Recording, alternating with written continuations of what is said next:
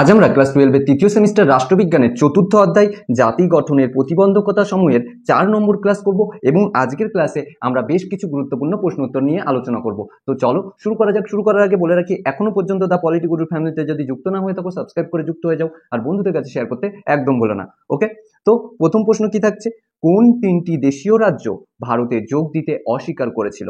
এখানে যেই অপশনগুলো দিয়েছে সেগুলো কি কি? প্রথম অপশন এতে বলেছে ভাবনগর, কাশ্মীর, গোয়ালিয়র। তারপরে অপশন বিতে বরোদা, মহীশূর, হায়দ্রাবাদ। তারপরে সিতে বলেছে বিকানির, বরোদা, হায়দ্রাবাদ। আর অপশন ডিতে বলেছে কাশ্মীর, জুনাগড়, হায়দ্রাবাদ। দেখো, কাশ্মীর, জুনাগড় এবং হায়দ্রাবাদ সরাসরি না করে দিয়েছিল। কাশ্মীর স্বাধীন থাকতে চেয়েছিল, হায়দ্রাবাদও স্বাধীন থাকতে চেয়েছিল এবং জুনাগড় সে পাকিস্তানে যোগদান করতে চেয়েছিল। কিন্তু বাকি যে অপশনগুলো রয়েছে ওখানে কিছু কিছু দেশীয় রাজ্য এমন রয়েছে যারা খুব সহজেই ভারতে যোগদান করেছিল এবং বলা যেতে পারে নিজের ইচ্ছাতেই ভারতে যোগদান করেছিল। ওকে, তো এখানে সঠিক উত্তর কি হবে? Option D. নেক্সট, 2 দাগ, মুসলিম লীগ প্রতিষ্ঠিত হয় কবে হয়েছিল? 1906 সালে। কত তারিখে? 30শে ডিসেম্বর, তাই না?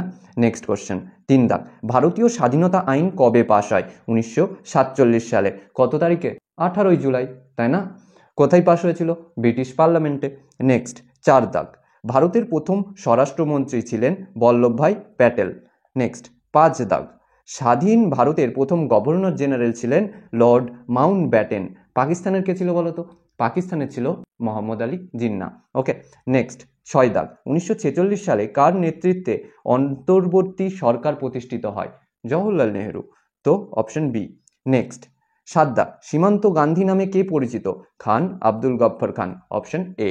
8 দাগ, 1940 সালে মোহাম্মদ আলী জিন্নাহ দ্বিজাতি তত্ত্ব প্রদান করেছিলেন লাহোর অধিবেশনে। নেক্সট কোশ্চেন, 9 দাগ, মাউন্টব্যাটেন পরিকল্পনা ঘোষিত হয় 1947 সালের 3 জুন, তাই তো? তবে অপশন বি হবে। নেক্সট কোশ্চেন, 10 দাগ, হরিয়ানা ও হিমাচল প্রদেশ পৃথক হয়েছিল পাঞ্জাব থেকে। হরিয়ানা হয়েছিল 1966-তে এবং হিমাচল প্রদেশ হয়েছিল 1971 সালে। ওকে, নেক্সট, 11 দাগ, 1972 সালে মেঘালয় রাজ্য তৈরি হয় কোথা থেকে? কোন রাজ্য থেকে? অসম থেকে, তাই না? Option C. নেক্সট, 12 দাগ, অমরজীবী উপাধি কাকে প্রদান করা হয়? সঠিক উত্তর শ্রীরামালুকে, পট্টি শ্রীরামালুকে। ওকে, নেক্সট, 13 দাগ, এক ভাষা এক রাষ্ট্র তত্ত্বকে প্রত্যাখ্যান করে ফজল আলী কমিশন। নেক্সট, 14 দাগ, 2014 সালে অন্ধ্রপ্রদেশ ভেঙে গঠন করা হয় তেলেঙ্গানা। এটিই ছিল ভারতবর্ষের সর্বশেষ রাজ্য। ওকে, অর্থাৎ সর্বশেষে এই রাজ্যটাই প্রতিষ্ঠা হয়। ওকে, নেক্সট, 15 দাগ, দেশীয় রাজ্য হায়দ্রাবাদের ভারতভুক্তি ঘটে। এটা ঘটেছিল ওই যে অপারেশন পোলো ওর পরে, তাই না? তো 1948 সালে সেপ্টেম্বর মাসে সাধারণত হায়দ্রাবাদের ভারতভুক্তি হয়ে যায়, কিন্তু 1949 সালে নিজাম ভারতভুক্তির দলিলে স্বাক্ষর করেন এবং 1950 সালের 26শে জানুয়ারি আনুষ্ঠানিকভাবে সে অর্থাৎ হায়দ্রাবাদ ভারতের অঙ্গরাজ্যের মর্যাদা পায়। ওকে, নেক্সট, 16 দাগ কি বলছে? ভাষাভিত্তিক প্রদেশ কমিশন গঠিত হয় সাধারণত 1953 সালে। তোমরা কোথাও কোথাও 1948 পাবে। সাধারণত 1948 সালে ধর কমিশন এবং জেভিপি কমিটি গঠন করা হয়েছিল, যেগুলো অফিসিয়াল পুনর্গঠন কমিশন ছিল না। অফিসিয়াল অর্থাৎ আমরা বলতে পারি যে ভাষাভিত্তিক পুনর্গঠন কমিশন ছিল ফজল আলী কমিশন।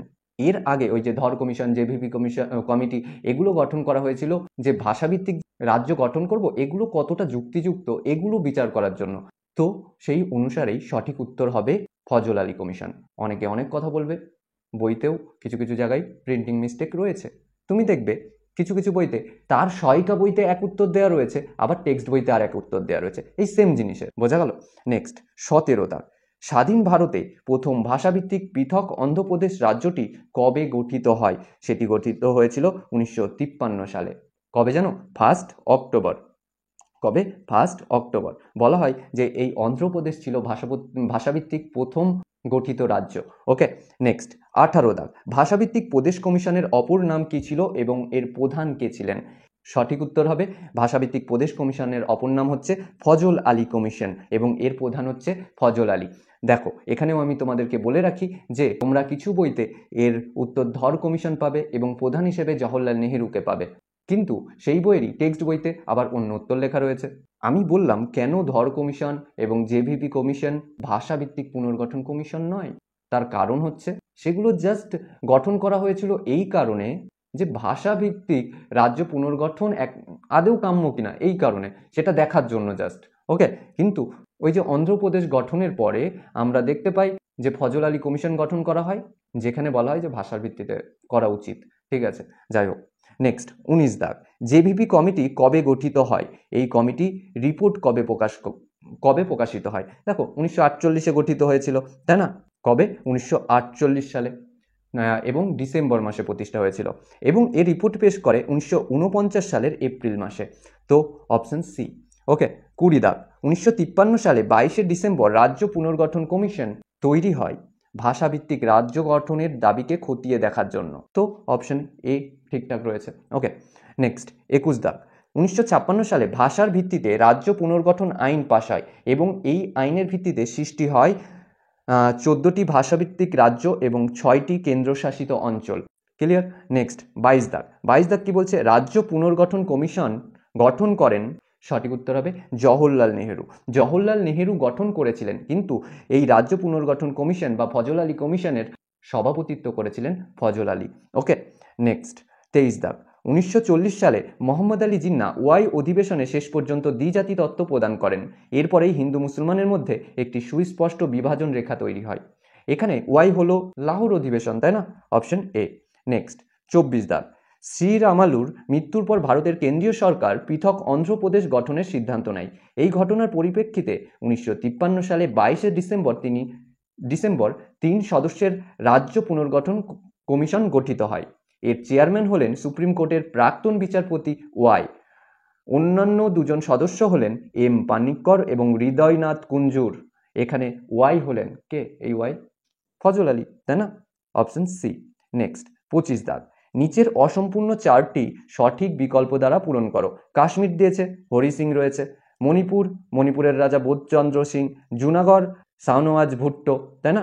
আর এখানে কাসিম রিজভী কোথাকার ছিলেন? হায়দ্রাবাদের। Option B. তো এখানে কি হবে? হায়দ্রাবাদ। সঠিক উত্তর অপশন বি, তাই তো? তো আজকে এই পর্যন্তই। সঙ্গে থাকার জন্য ধন্যবাদ। আর হ্যাঁ, বন্ধুদের কাছে শেয়ার করতে একদম ভুলো না। আর এখনো যদি পরিবারে যুক্ত না হয়ে থাকো, সাবস্ক্রাইব করে যুক্ত